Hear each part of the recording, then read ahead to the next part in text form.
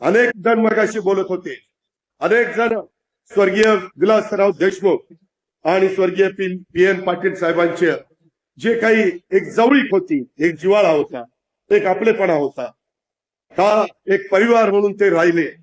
आणि तुम्ही सांगितलं की नेहमी सडोली आणि बाबळगाव त्यांचं एक जवळीकीचं नातं महाराष्ट्रातल्या जनतेने आजपर्यंत पाहिलं. इथून पुढच्या काळामध्ये महाराष्ट्रातल्या जनतेने सडोली आणि काठेवाडीचं नातं काय ते आता महाराष्ट्राने बघावं. त्याबद्दल आपण काळजी करू नका.